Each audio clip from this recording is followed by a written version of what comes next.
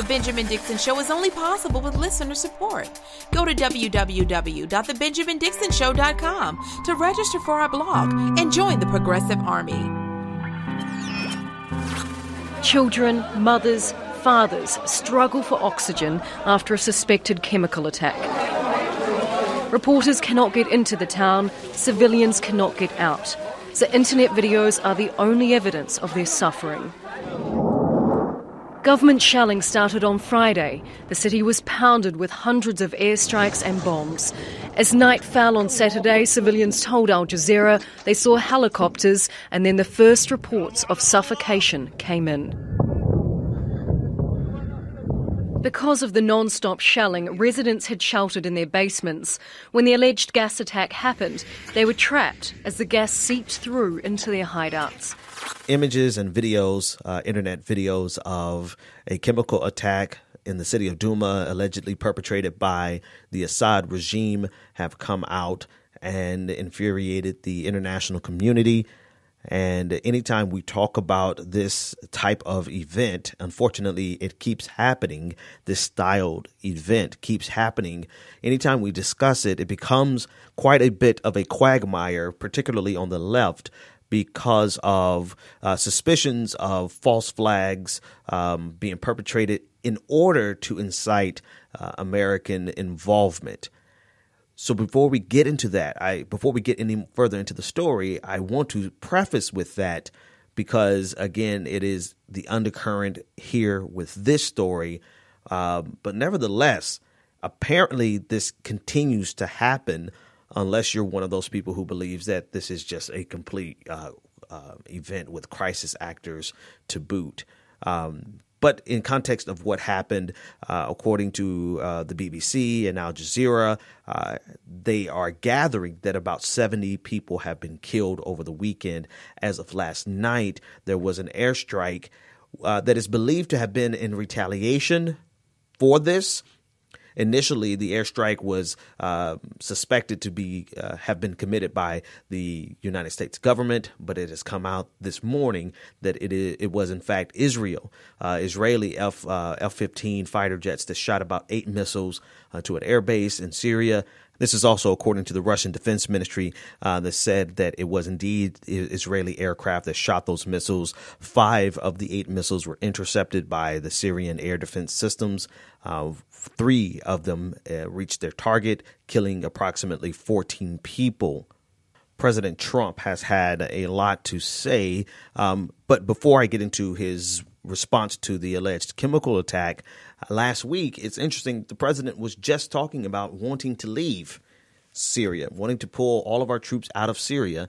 And there was quite a bit of a dissent from the military industrial complex, if you want, we could summarize it there, from the Pentagon, essentially.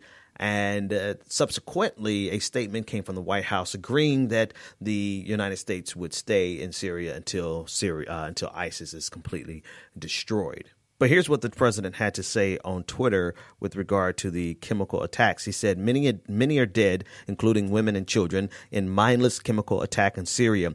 Area of atrocity is in lockdown and encircled by Syrian army, making it completely inaccessible to the outside world. President Putin, Russia, and Iran are responsible for backing animal Assad. Big price to pay. Open area immediately for medical help and verification. Another humanitarian disaster for no reason whatsoever. Sick. But of course, it wouldn't be President Trump if he didn't also find a way to blame President Obama. Take a listen to Abby Phillip of CNN as she describes it. President Trump finds himself once again responding to an alleged chemical weapons attack perpetrated by the Assad regime in Syria. This time, the president is lashing out at Vladimir Putin, Russia, and Iran for enabling the Assad regime. But he's also criticizing his predecessor, Barack Obama. He said this about Obama's red line that he failed to enforce. He said, if President Obama had crossed his stated red line in the sand, the Syria disaster would have been ended long ago. Animal Assad would have been history. But in 2013, President Trump actually warned the president against enforcing that red line. And now it seems that he has drawn one of his own. Now, never mind Donald Trump being Donald Trump and going back on something that he said in a previous tweet, that's the irrelevant part. I mean, that's what the president does. It is comical, it is laughable, and it is pretty much par for the course for people who are not in the government to say one thing, and then once they get into the government, have an entirely different opinion. I think that's relevant, but Donald Trump is a clown. What I want to point out here is I think that this is the crux of the argument that undermines the argument that this is all fake, or that this is perpetrated by the rebels in order to incite the involvement of the United States. Number one, the United States is already in Syria. We're primarily there to, quote unquote, fight ISIS. And that battle is drawing to a close. Now, there is a big outstanding question of whether or not this is a period in the Syrian civil war where the ISIS fighters have intervened and now they've been pushed back. Is this similar to 2010 in Iraq, where we too also thought that, okay, the war is pretty much drawing down, we can leave. And then we saw ISIS come onto the scene and take the international community by storm. And so the one remaining question is if the United States actually leaves Syria, like President Trump mentioned that he wanted to do last week. Even though ISIS is in a weakened state, so is the Syrian government. Is the Syrian government strong enough to actually prevent ISIS from becoming resurgent yet again? But the real question here is the United States, or the real point to make here is that the United States has been in Syria, and many of the arguments against the rationale behind Assad using chemical attacks go something like this. Better yet, listen to this Russia Today anchor as he sarcastically puts it, but pretty much summarizes what many people from the left and often on the right say makes no sense whatsoever about Assad, who's in a position of victory using chemical weapons. The vast majority of rebels surrendered, and negotiations are underway for the handover of the last rebel stronghold. On the cusp of victory, as is now tradition, Assad goes against all reason and logic. He's won this battle and launches chemical weapons at civilians. According to his enemies, he can't help it. So this is essentially how all the arguments go. Assad has absolutely no reason to use chemical weapons because he is in a position of victory. And this generally is an argument that's being made by people who don't readily buy into corporate media coverage. Now, in this case, the story is everywhere that you read the story, it's being referred to as an alleged chemical attack for the same reasons that President Trump mentioned in his tweet, that the area is closed. There's been no way to actually verify the attack because it's under siege, essentially surrounded by the Syrian military. Journalists can't get in. Chemical weapons experts can't get in to observe. And so most sources have been pretty clear to use the word alleged chemical attack. Right. So let's start there. Even corporate media outlets have used that exact phrase. And that's one of the reasons why I've used that exact phrase, because there has been no verification of this. But that hasn't stopped the usual arguments from taking place. If Assad is in a position of victory in the city of Douma, which he was, they surrounded it, they bombarded it on Friday. There are rebels who essentially were ready to surrender and to move to the north of the state of the country. Why would he do something like this?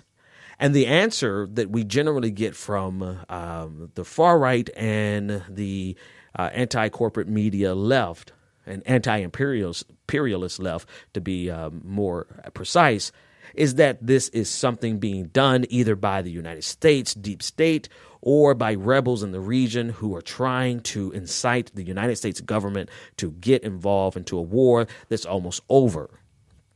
And this is why particularly Donald Trump's criticism of President Obama really kind of jogged my mind this morning. It really kind of stimulated some thoughts in terms of why that argument makes no sense. Notwithstanding the fact that the United States military is already there, ostensibly to fight ISIS, when the United States had an opportunity to seize on the reaction, the response of the international community with regard to the alleged chemical attacks in the past underneath President Obama and even underneath President Trump. When we had the opportunity to respond and to bring down the might of the American empire on Syria and to take out Assad, what do? We punted. At least Obama punted.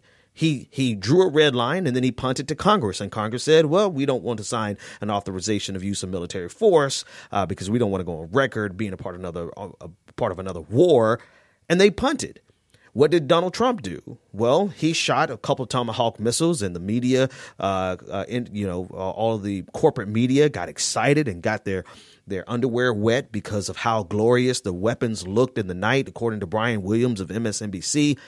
But essentially nothing really happened. The airport, the military base that they struck was operational within a few hours. So it makes no sense to me that the excuse to explain away why this couldn't possibly be Assad always being that this is a way to get the United States empire and the military industrial complex to rush in and to spend billions of dollars in ousting Assad and committing regime change, using that as an excuse to explain why it's not Assad, but it's really the rebels or it's really the CIA.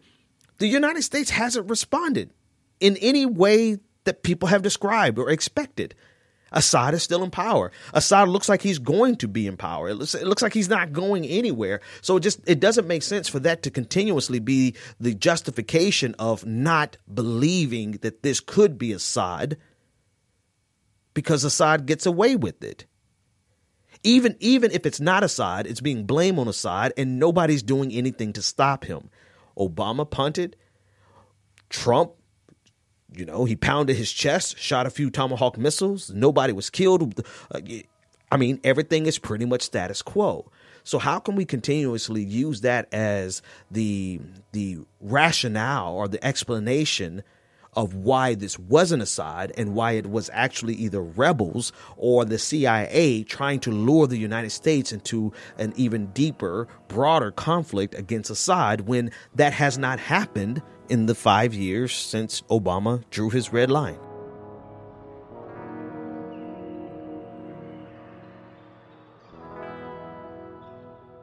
This next audio is disturbing as it involves a police shooting of a homeless man.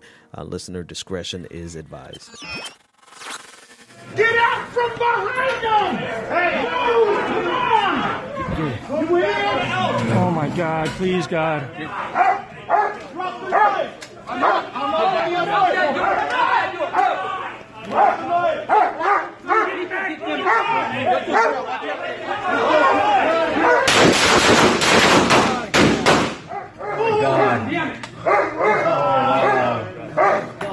Oh my God. Oh my God. According to the Wilmette Week reporter there in Portland, Katie Shepard, Portland police shot and killed a man inside a homeless shelter Saturday night after he allegedly stole and crashed a vehicle in southwest Portland, then burst into an Alcoholics Anonymous meeting wielding a knife. Continuing reading, the man who has yet to be identified by officials was allegedly involved in a carjacking. Police say he crashed the stolen vehicle and fled on foot. He tried to hide inside the City Team Ministries Portland shelter on Southwest Grand Avenue. You can listen in the video. The very first voice you heard sounds like looked as though he was a volunteer there, telling people to get from behind the guy. So to be clear, he bust into their Alcoholics Anonymous meeting wielding a knife, so he was a threat. But if you look at the video and you see this homeless man who obviously is afraid, hiding behind a pillar, trying to avoid what he probably knew was coming. And then you hear the dogs in the background. It sounds chaotic. It was chaotic because there was at least 12 police officers with assault-styled rifles lifted and pointed towards this man, who stormed in. 12 officers and a police dog to take on a homeless man with a knife. And you can hear them say a couple of times, drop the knife, drop the knife. They are at least 20 to 30 feet, maybe even more, probably 40 feet away from the man. So he posed no immediate threat to their lives such that they had to pull a trigger. But that didn't stop them. They didn't hesitate. They pulled the trigger and killed this man. The ACLU of Oregon is calling into question the killing of this man. They're asking for transparency. According to their press release, quote, police officers fatally shot an unidentified man last night at City Team Ministries homeless shelter in southeast Portland. In reaction, the executive director of the American Civil Liberties Union of Oregon issued the following statement, quote, bystander video of the fatal shooting of a man in a homeless shelter in Portland last night raises serious questions about how police handled the situation and whether lethal force was called for. It wasn't. Trained police officers should use the least amount of force necessary. The video shows a disturbing and chaotic scene of people in the shelter running and yelling in fear while others looked on, including one person in a wheelchair. As Portland police officers entered the building with guns drawn, in less than a minute, officers shoot and kill the man while members of an already traumatized population, Portland's homeless community, watch in horror. Was there any attempt to de-escalate the situation before officers opened fire inside the homeless shelter full of innocent bystanders? If not, why not? No, there wasn't. I mean, you can watch the video for yourself and see that there was no attempt to de-escalate. They said, drop the knife. What is any human being supposed to do in a situation when they're surrounded by 15 police officers? I mean, we've seen the account where the young white guy who was in a hotel room was complying with the police officers on his hands and knees and still got shot by the pigs. I have no other recourse but to refer to them as pigs because this is disgusting. What they do, they are a scourge on America. American policing is a scourge. They are barbaric. They are small men with big guns looking for an opportunity to express their inadequate and insignificant lives. This is their big moment to shine. And they do so by using the absolute most force that they could possibly use when it doesn't call for that amount of force. And they do this on our most vulnerable communities, and they do this on marginalized communities. They would not do this in a suburban white community. I don't care what the infraction was. I don't care what the crime was. If it was, take Stephon Clark. He was accused of vandalism. He bust some windows in a car. So they put out the goddamn helicopter to go out and find a guy who bust windows in a car, followed up by police officers who want to be on the SWAT team but probably don't qualify. And they send him out and end up killing him, shooting at him 20 times, killing him. And now this homeless man in Oregon who's holding a knife. I mean, they could have released the dog. The dog would have got to him and put it into the situation. But instead, 12 to 15 officers with weapons drawn decided the best way to handle this man with a knife was to put bullets in him. At some point, we need to realize that the police, they are a terrorist organization. And they are here to strike fear in the hearts of all of our communities so that we acquiesce without question. And they think the solution is to put out a video of some white cop dancing the stanky leg in the black community. You think that's actually going to make us trust you when that same cop will pull a trigger on us quicker than he would if he was in a white community? And you want to ask why I think that's offensive? I think it's offensive because, one, it's patronizing. Two, it's not the black community that needs to learn to trust police officers. It's police officers who need to learn how to trust black communities.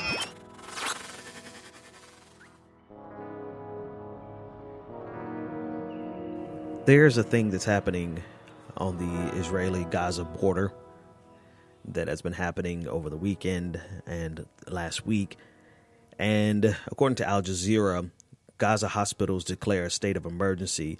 I'm going to read directly from Al Jazeera. Doctors are struggling to treat thousands of Palestinians injured by Israeli forces during Friday's protests along the Gaza-Israel border. Hospitals in Gaza have declared a state of emergency due to a severe shortage of supplies. This is something that I've been watching and monitoring along with so many other observers. And the most interesting thing about this is the lack of action on behalf of the U.S. government, which I guess we should not expect much action, all things considered. but also minimum coverage by our media. I think the most coverage I saw was from Chris Hayes on MSNBC.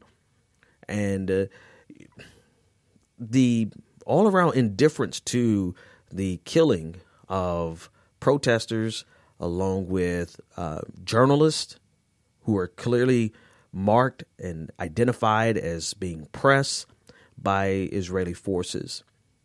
I'm going to do a deep dive into this, and I've asked my friend, Professor Matt Sienkiewicz, to join me. But I wanted to mention it today because I don't want anyone to think that we're not paying attention to that, because I didn't mention it at all last week. I've done some tweeting about it, but not much. But I think it's important to let you know that our eyes are focused in all the places that we can have our attention. And so tomorrow's conversation, tomorrow or Wednesday, I want to have a conversation about that, as well as something that I guess I've not personally seen before, which is quite a vocal reaction against the narrative that the Palestinians who are being gunned down are victims.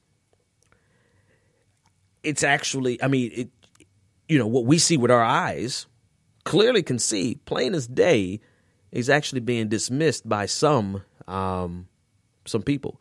And I guess that shouldn't be shocking, but when we discuss it and you see the circles from where it's coming, it might be shocking to you as well. So I just wanted to put that here almost as a plug for tomorrow or Wednesday, depending on when I can get Professor Sienkiewicz on the line. And we want to discuss it not only in terms of the actual tragedy that's happening and the indifference of the media, but also how anyone can look at it and turn a blind eye or excuse it away. So that'll be coming up soon. One last thing before we go. There pretty much on Friday, I think that I could say that there was quite a bit of positive feedback about our conversation on Bernie Sanders, Barack Obama, et cetera, et cetera. But there were some very vocal and very intense negative reactions to the podcast on Friday. And I generally don't address criticisms because if I did, that would be the entire show, addressing criticisms of my show. But I think I have to address this one because I think it's quite indicative of the problem. It's like the perfect example of the problem that I outlined on Friday. The first and I think the most vociferous negative reaction that I got was because they thought that I was myself personally making Barack Obama some kind of icon or a figure or something that should be above reproach, where no one should criticize him. And, I think they missed the forest for the trees. I don't have that power. I don't have that ability to make Obama some type of symbol. If I did, I think I would be doing a lot better than a podcast. But simply breaking it down to you to help you understand that for the black community, Obama is important like that. He is a sacred cow. And if you want the vote of the black community, you can't go into black people's homes and spit on their picture of Obama and then turn around and say, vote for me. You just can't do that. And if you're frustrated about that, that's just too bad. I mean, that's the reality of it. And if you look down on the black community because of that, then you don't want our vote and you don't deserve our vote. I mean, I have plenty of criticisms of Barack Obama. Check my backlog. But one thing I do know is that when you're talking to an entire block of people who, for them, Obama was the success, getting a black president was the thing. It was the big victory. Just like Chokwe Lumumba said at the same event, he said, for a long time, we were focused on getting someone in power who looked like us. And now the issue is that we need to get someone in power who thinks like us. Just like Michael Eric Dyson said, that President Obama is analogous to Jackie Robinson. But what we're looking for is a Willie Mays. So, that if you can't understand that, then you really aren't prepared to gain electoral power because you're never going to get the black vote. You absolutely cannot go into a black person's home and spit on their picture of Barack Obama and then turn around and say, hey, vote for me. And it's almost like there's this thing that happens, right? It's almost like a purity test. I don't have it's like crossing the burning sands. It's like they're looking for black people who who can turn around and say, oh, we reject Barack Obama. If you could find you a black person who's on the left who rejects Barack Obama and declares that Barack Obama wasn't good for the black community and Barack Obama was a war criminal and declare all those things, then you're in good standing with the left. And I'm sorry, I'm just here to tell you that shit just doesn't fly in the black community. Yeah, take care of your other war criminals first is the first thing that you're going to hear. Right? Take care of all of the other systemic factors that are attacking and harming the black community above and beyond. I mean, it's not like Barack Obama came in and created the system that is eviscerating black wealth. He just simply managed that system. And that's even if you get into a decent conversation with someone who even wants to entertain your argument. What you're going to get is a slam at the front door. So for people who want to get electoral power, who actually want to change the system, the message is very simple. You may not like that President Obama is venerated in the black community, but he is. And that was the number one. I didn't make that happen. I don't have that ability to make that happen. I'm simply breaking the bad news to people who have a lot of vested interest in tearing down Obama in the black community. It's just not going to happen, folks. All right. What was the other criticism? I don't even think the rest of them are worth mentioning, but I thought that one was worth mentioning because you're missing the forest for the trees. I'm not the one who's lifting them up to be some kind of great symbol. I'm simply letting you know that is the case. And if you want to even communicate with the black community, then that's something that you have to account for. And if you think that, oh, well, then I just don't need the black vote, then congratulations, you have relegated your entire political movement into obscurity because you can't make it through the South without the black vote. That's all the time I have for you today. Thanks so much for hanging out with me. Go to patreon.com/the BPD show and help us to reach our goal. We're trying to hit $15.75 a month for patrons. That way we can bring video back into the mix. Go become a $5 a month, $10 a month patron and help us do that. That's all. That's it. I'll see you tomorrow. Take care, everyone. Have a great day. The Benjamin Dixon Show is only possible with listener support. Go to www.thebenjamindixonshow.com to register for our blog and join the Progressive Army.